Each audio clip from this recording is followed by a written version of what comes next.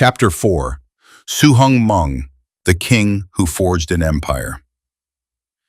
In the midst of Assam's medieval dawn, when kingdoms rose and fell like shadows on the Brahmaputra's restless waters, one name echoed louder than all: Suhungmung. Known as Dihingya Raja for his ties to the Dihingya royal house, he shifted the Ahom capital to Bakoda, setting the stage for an era that would burn its name into history. When he ascended the throne in 1497, the Ahom kingdom was still a narrow, river-bound realm, content with its ancient customs and wary of the world beyond. But Suhungmung was no ordinary king. He was a visionary, restless, relentless, and ready to break the mold of Ahom kingship.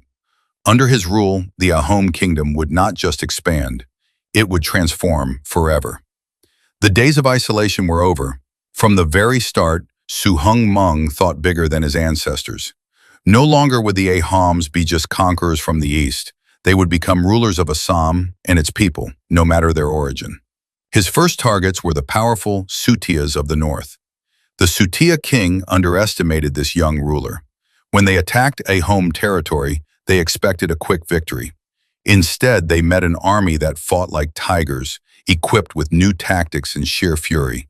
By 1524, the once mighty Sutiya kingdom was a memory. The last Sutiya king, Nityapal, fell. The Sutiya royal family taken captive. Their queen, Sadani, chose death over disgrace, hurling herself from the heights of Chandangiri Hill. The Ahoms marched deeper into the unknown, into the territories of fierce hill tribes, forging new alliances, creating new posts, building an empire brick by brick. But conquest was only the beginning. Next, Suhungmung turned his gaze to the Kachari kingdom. By 1531, the Ahom banners flew over Dimapur, the Kachari capital. Yet Suhungmung, ever the strategist, chose not to destroy them completely. Instead, he installed a puppet prince on their throne, a move that allowed him to control without exhausting his armies. Even when the Kacharis rebelled in 1536, the Ahoms crushed them, executing their king. With that, the Kachari dominions up to the Kalang River were swept into Suhungmung's expanding realm. And then came the real storm. In 1527, as Suhungmung was consolidating his growing empire, the sultans of Bengal sent their generals to crush this rising eastern power.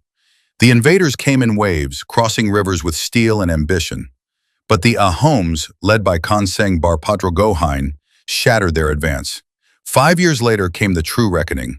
Turbak Khan, a formidable general sent by the Sultan of Bengal, led an invasion in 1532. For 3 brutal years, the Ahoms bled to defend their land. Battles raged, where the heroic Sidiakawa Gohain Frasengmung killed the Muslim commander named Hayat Khan, only to fall himself in the next clash. But the spirit of Assam refused to break. In one of history's most stirring moments, Mula Gabaru, the wife of the fallen Gohain, took up arms with 5 other Ahom women and charged into battle, fighting and dying like queens of war. At last the tide turned. Turbak Khan was captured and entombed on the sacred Charidio Hills. For the first time in history, an Ahom army had reached that far west. Assam was no longer just a frontier, it was now a rising power. Victories, however, came at a bitter cost. Suhungmung's success sowed the seeds of his downfall. The king, in his later years, broke tradition, marrying the daughter of a goldsmith, elevating her to his chief queen. His eldest son, Suklengmung, was outraged. The whispers of betrayal began within the walls of his own palace. In 1539, the treachery was done.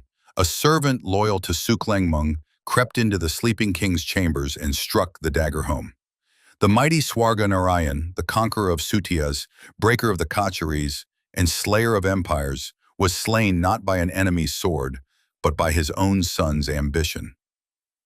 Suhungmung's conquest forged the Ahom kingdom into an empire, setting the foundation for one of the longest reigning dynasties in Indian history.